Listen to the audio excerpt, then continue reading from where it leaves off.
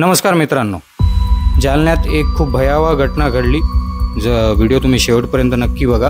तुम्हाला मन हादरून टाकणारी ही घटना आहे। एका व्यापाऱ्याला लुटण्यात आलं, खंडणी मागण्यात आली, पण ही संपूर्ण प्रक्रिया जेव्हा होत होती तेव्हा ते 3 भामटे एका व्यापाऱ्याला किडनॅप करून त्याच्या घरापर्यंत आणलं। तर कशी घटनाक्रम होत गेला आणि त्याच्यानंतर ती जी पोलिसांची भूमिका आहे त्याच्यावर कसं प्रश्नचिन्ह निर्माण होतो हे या व्हिडिओमध्ये तुम्हाला स्पष्ट होईल। त्यामुळे व्हिडिओ शेवटपर्यंत नक्की बघा।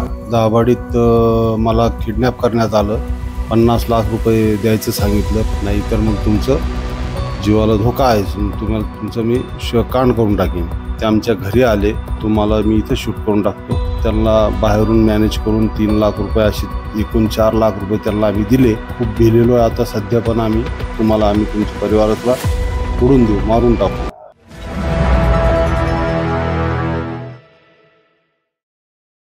आमच्यासोबत आपबीती सांगण्यासाठी चंदन बसंतीलाल गोलेचे आहेत, जे की एक व्यापारी आहेत दाभाडीला। यांचं प्रतिष्ठान आहे किराणा दुकानाचं, ते दररोज ये जा करतात। ते सर्व आपबीती आपण त्यांच्याकडून जाणून घ्या। नेमकी ही घटना कशी घडली, कधी घडली, थोडं डिटेलमध्ये सांगाल?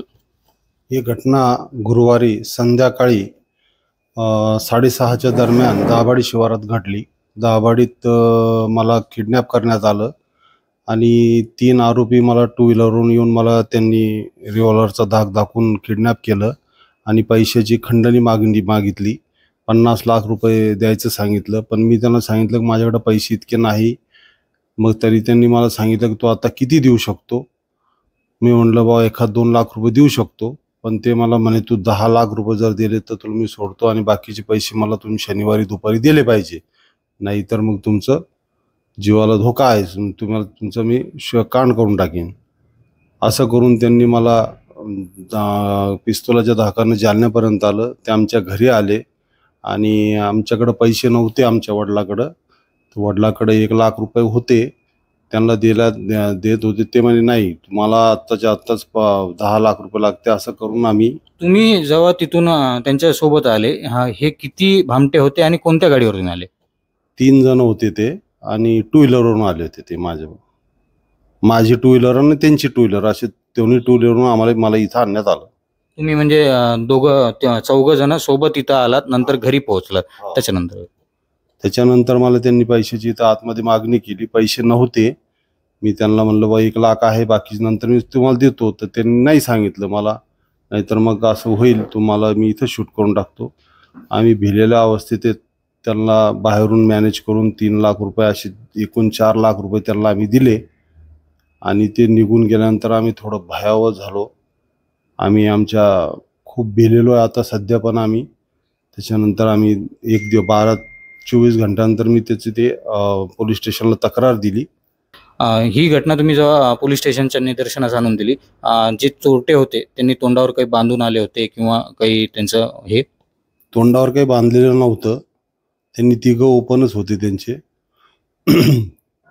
त्यांचं एका जणाला मी ओळखत होतो, त्याच्या आधारे त्यांनी 3घाचं हे ढळलेलं डिरेक्शन। हे जेव्हा चोरटे तुम्हाला त्या दिवशी सांगून गेले की आम्ही 2 दिवसानंतर 46 लाखांची पुन्हा ॲडजस्टमेंट करून ठेवा, आतापर्यंत तुम्हाला काही फोन वगैरे आलाय का?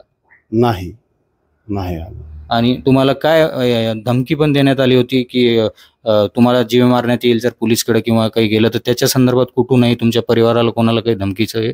हो, मला म्हणजे जर तुम्ही पोलीस कंप्लेंट केली तर मी म्हणजे पोलीस कंप्लेंट केली, आम्ही अरेस्टही झालो, नंतर सुटून आल्यानंतर तुम्हाला आम्ही तुमच्या परिवाराला उडून देऊ, मारून टाकू, ही जीव मारण्याची धमकी त्यांनी आम्हाला दिलेली आहे।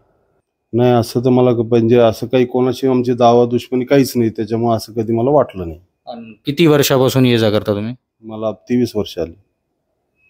जसं की चंदन गोलेचे यांनी सांगितल्याप्रमाणे त्यांनी पूर्ण आपबीती सांगितली, कसा हा भयावह प्रसंग होता।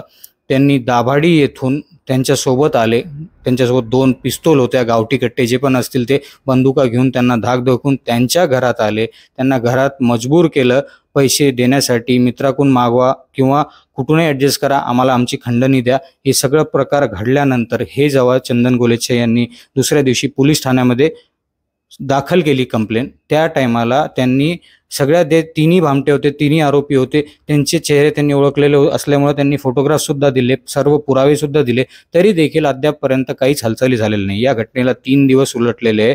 सगळी माहिती असून देखील, सगळे पुरावे असून देखील अद्यापपर्यंत एकालाही अटक करण्यात आलेली नाही. दुसरी गोष्ट सर्वात महत्त्वाची ज्याला आपण म्हणू की चंदन गोलेछा यांना त्यांनी धमकीसुद्धा दिलेली की येत्या 3 दिवसामध्ये उरलेल्या पैशांची ॲडजस्टमेंट करा. अद्यापपर्यंत पोलिसांकडून काही हालचाली नाही. म्हणजे याचा काय अर्थ समजावा? कारण की जर उद्या चालून यांच्यावर पुन्हा काही हे प्रसंग आला तर याला जिम्मेदार कोणाला पकडावं? 3 दिवसात का हालचाली करण्यात आलेल्या नाही? कशामुळे हा प्रकरण दाबण्यात येतोय? चंदन गोलेछा सारखे आणखीन बरेच व्यापारी आहेत जे ये जा करतात बाहेरून, मोंड्यातून रात्रीच्या वेळेस पण बरेच व्यापारी आहे जे त्या मार्गाने जिथं यांना लूटमार झाली तिथं बसून ते इथं आले, त्या मार्गाने तिथं नेहमी व्यापाऱ्यांची ये जा असते. आणि इथं या घटना नेहमी घडत असतात. गोल्डन जुबली मार्ग असो किंवा नवीन मोंड्याचा मार्ग असो, इथं नेहमी घटना घडत असताना पोलीस या एरियामध्ये गस्त का घालत नाही? हा एरिया तर सोडा, अख्ख्या जालनामध्ये गस्त होत नाही. रात्रीच्या वेळी काय चालतंय काय कोणास ठाऊक नाही.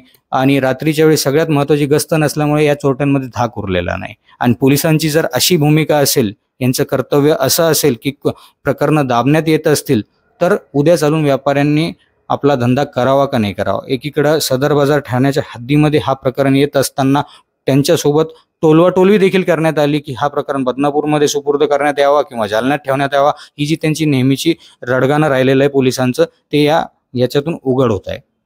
शहरात बरेच असे अवैध धंदे आणि असे क्राईम होत असताना या पोलीस अधिकाऱ्यांवर कोणाचाच वचक राहिलेला नाही. शहरात पोलीस आहे की नाही आहे, SP साहेबांचा वचक राहिला की नाही राहिला, हा प्रश्न याच्यातून निर्माण होतोय. आणि जसं त्यांना धमकी दिलेली आहे की जर कोणाला सांगितलं तर त्यांचं काही बरं वाईट करू, तर आज त्यांना सेफ ठेवण्याची जिम्मेदारी कोणाची आहे? हा व्हिडिओ जास्तीत जास्त लोकांपर्यंत शेअर करा. मी अनुप राठी, आपण पाहतात पार्श्वभूमी डिजिटल.